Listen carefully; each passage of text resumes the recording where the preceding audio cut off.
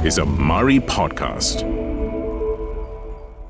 You're listening to Mobility World and we are part of the Plug-in with MARii podcast network. My name is Izzah Kamal, your host for this episode. And we have a special guest today, Prof. Dr. Marhani Midin, Professor and Senior Consultant Psychiatrist at the Department of Psychiatry, Hospital Chancellor Tunku Muhriz, University Kebangsaan Malaysia. Prof, welcome to the show. Thank you. Right. If for the listeners out there, Prof. Marhani is she appears in a lot of articles in the news and everything. She has a lot of discourses on the degradation of mental health. A very concerned person about the state of mental health within the Malaysian nation. Prof, let's start very quickly. I want to see your take on this. We've seen a lot of white flags, increase in suicidal tendencies, people living in cars. The Talian Hayat was established to help deal with mental turmoil during the MCO. What's your take of the mental health degradation in the country right now? Is it as bad as it looks? Yeah, I would say that it is quite bad actually. That is not just me saying it.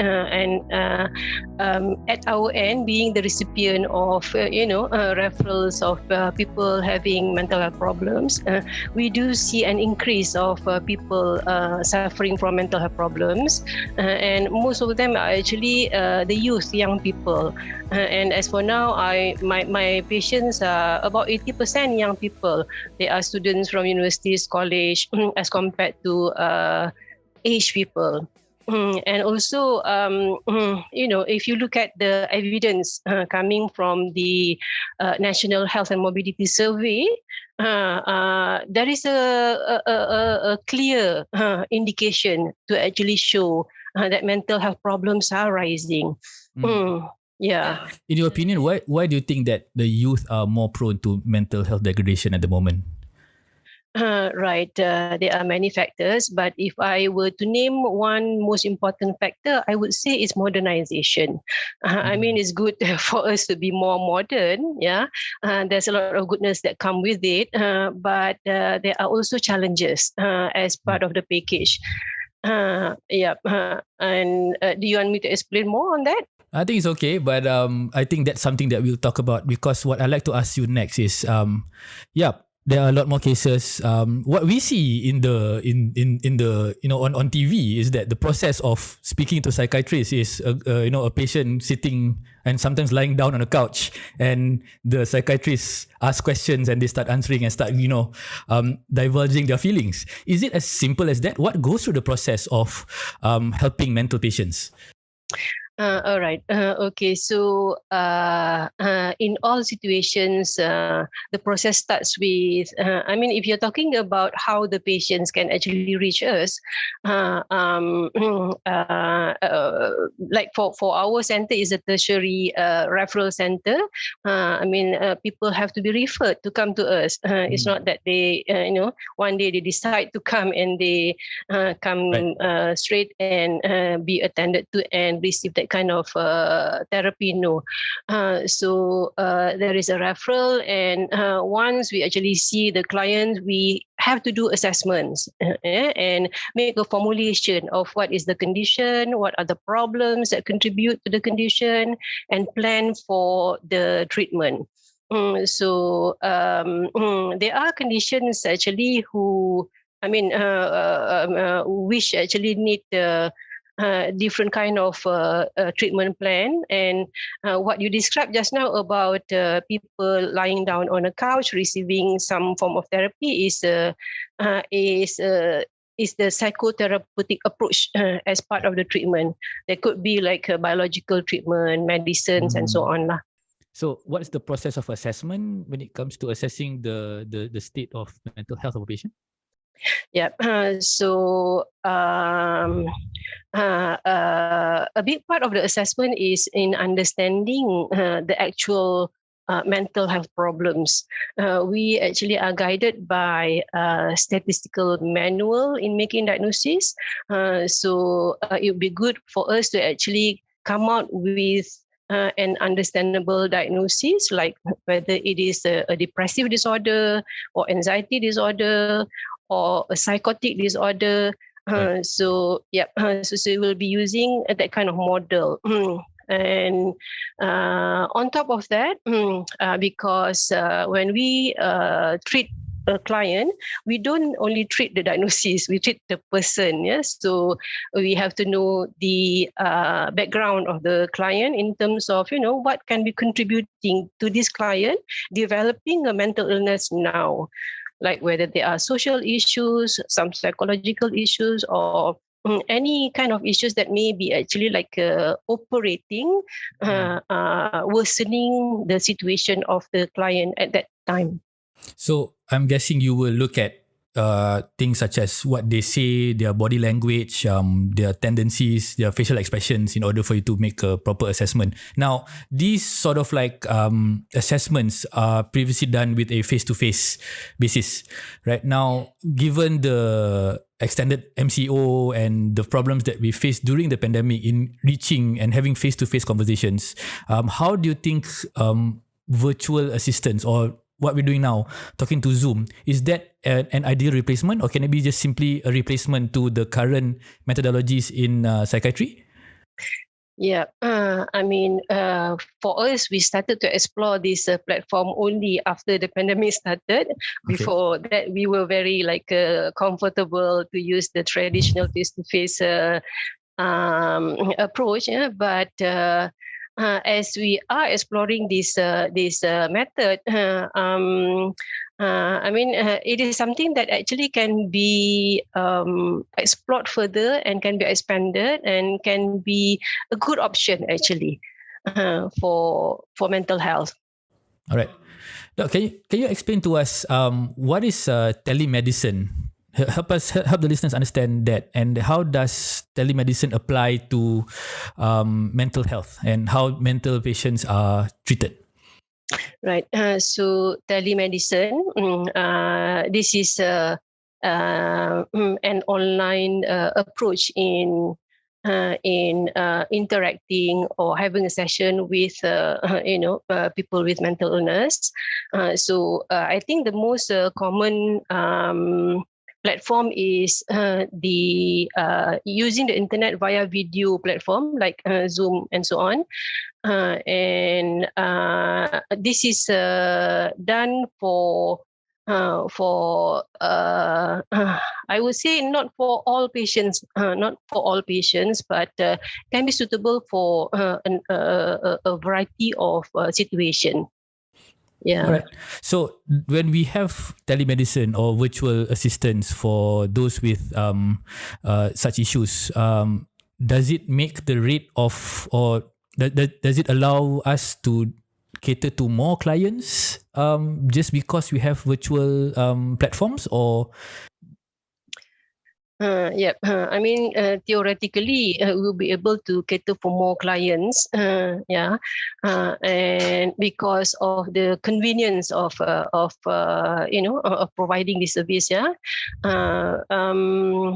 But for us, in HTM, we only do this for our registered patients because it would be important for us to actually get some background of the clients, and to know their background in terms of whether there are any risk of danger to the self and to others, and whether there is any support from the family, so that if you were to do telemedicine or telepsychiatry session with the patient, and suddenly there is an issue of of risk.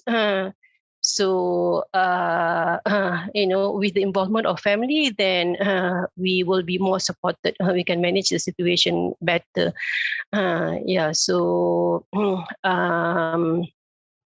I would say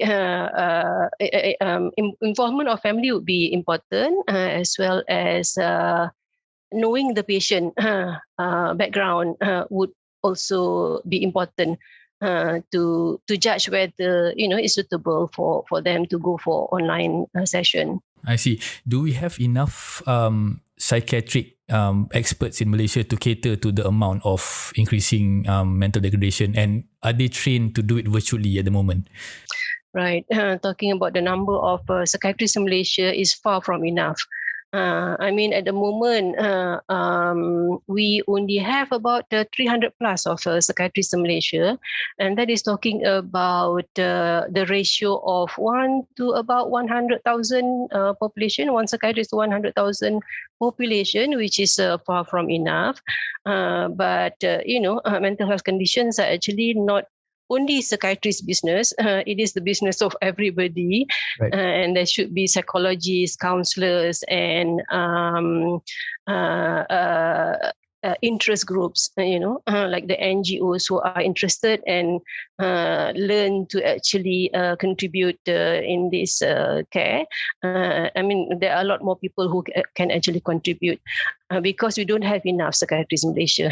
I see. But I suppose that the emergence of the pandemic had, number one, highlighted the need for care in the mental health area, and therefore would have at least triggered some kind of reaction for us to increase the capacities of mental health expertise. Do you agree with that? Right. Talking about increasing the number of mental health expertise, that is actually not a short process. Yeah, that is a long process, because to be a psychiatrist you need to be in training for 4 years, and that process is ongoing. Over the years, we are actually producing more and more psychiatrists in the country, so that is ongoing, whether there is pandemic or no pandemic. Right. And same goes with psychologists. But with pandemic situation, what happens is that there are more people who are actually coming forward to offer services as well, which is a good thing. Okay, these are from the private sector or practicing experts or academicians? These are from the NGOs mainly. Since the pandemic started, KKM is actually like coordinating volunteer services coming from various agencies to actually extend mental health and psychological support for anybody needing the service. And this is through online. Yeah, that's great. I mean, I'm speaking from personal experience. I think as I was growing up, at least, there was no real breakdown or detailed diagnosis of anyone facing some form of psychiatric condition. For example, if you take a look at when someone reaches a certain age, right, of 70, 80, 90, the term that we call is nyanyuk. But I've learned through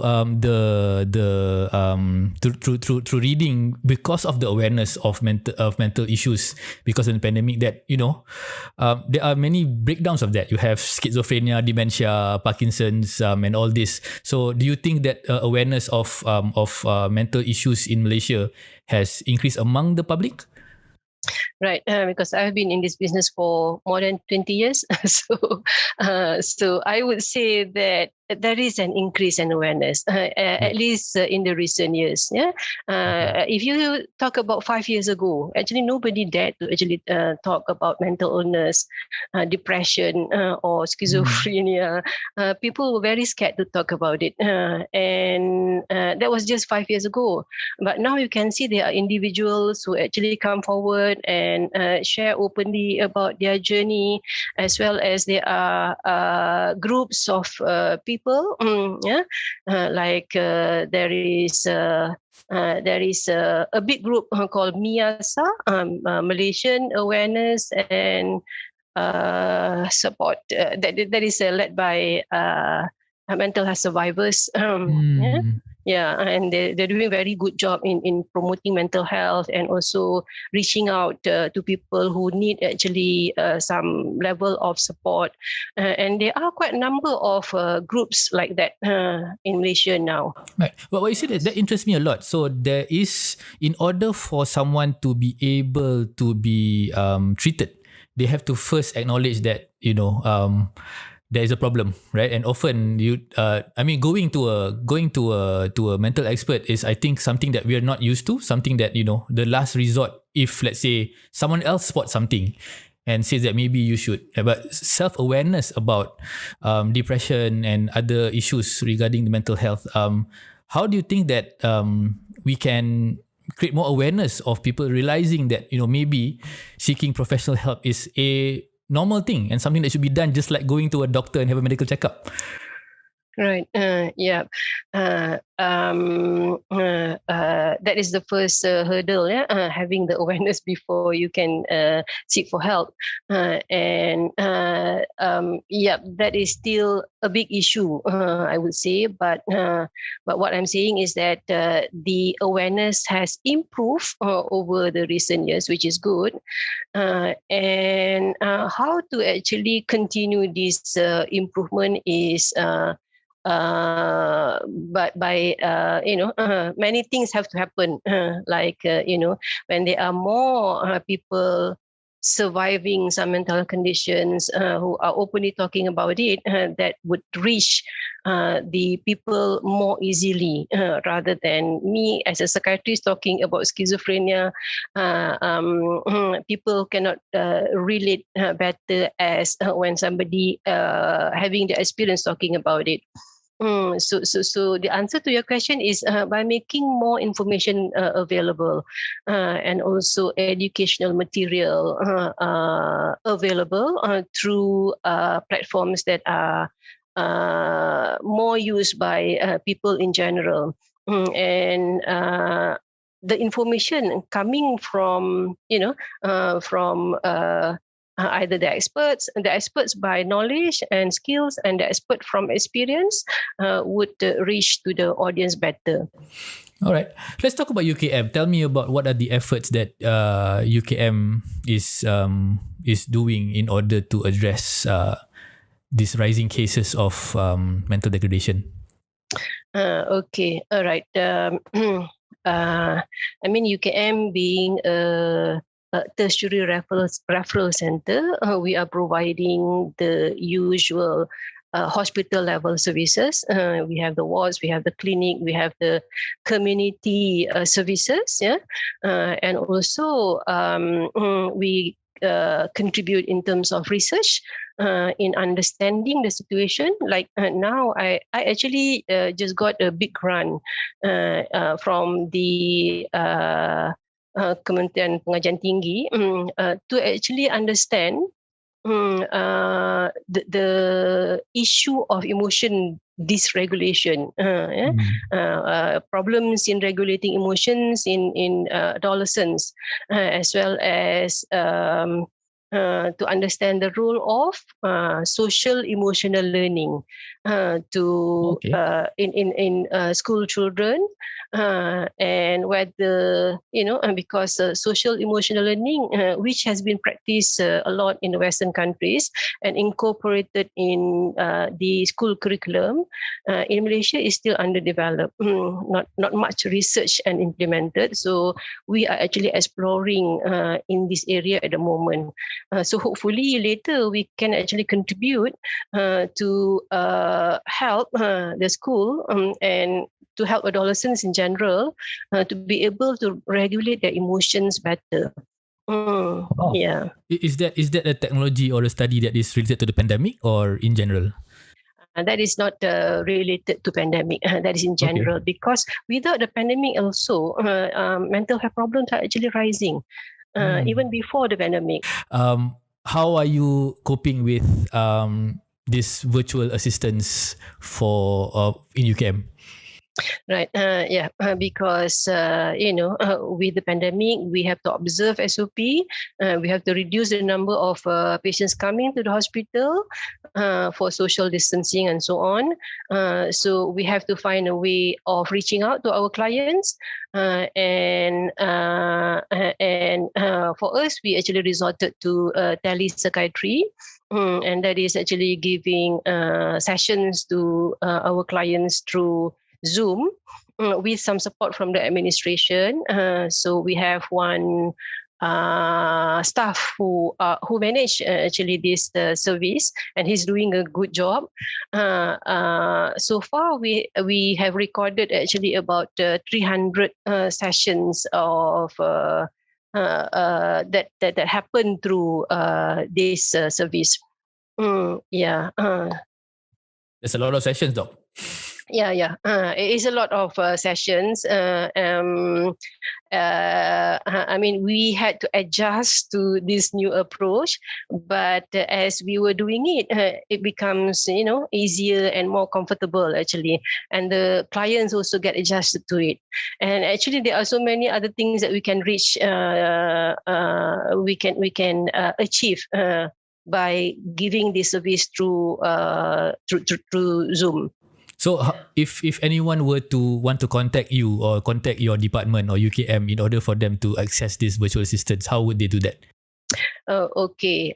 Unfortunately, for anybody to get our service, first of all, they have to actually come to our clinic first, because we don't cater for unregistered clients. As I mentioned, because we are tertiary center, people have to be referred here, but the process is really not very difficult. With the referral letter, you can just come to our clinic and you can be seen on the same day. You can be seen there and then actually. Right. How would the public now want to access mental assistance? Of course, they refer to UKM, but what's the starting point for them at the moment? They can go to any doctor. Either the private general practitioners or the doctors at the clinic kesihatan and get a referral letter. So even GPs are able to refer you, yeah? Okay. All right. So you don't have to start it in a psychiatry ward. You just have to speak to any doctor about your issues. I see. All right. That's good information. All right. Last question, Prof. If we look at how the frontliners are handling the pandemic at the moment, they are also under tremendous pressure in order to cope with the increase of cases. What about your industry or your side? Are you facing the same pressures as well? All right.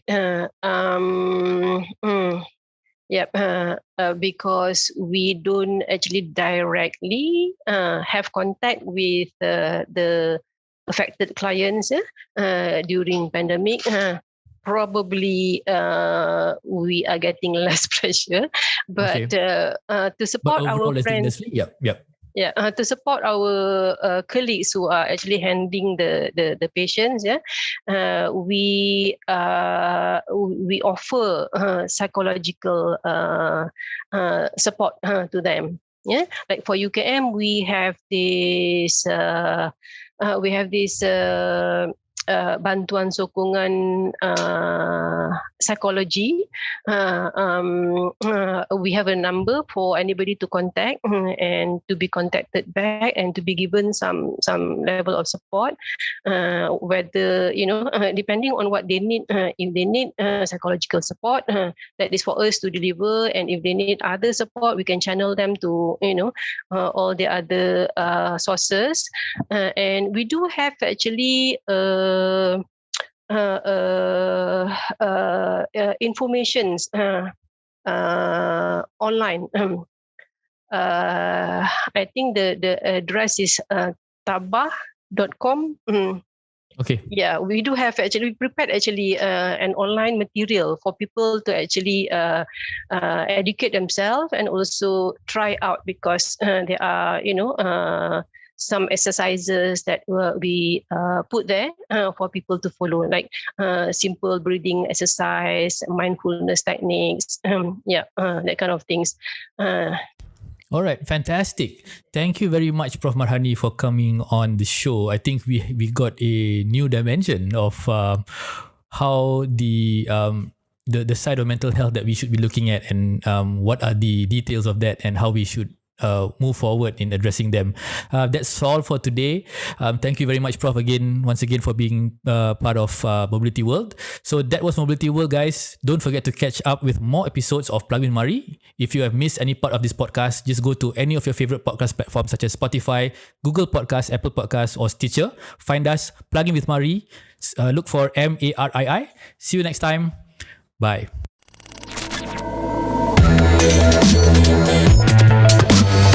This is a MARii podcast.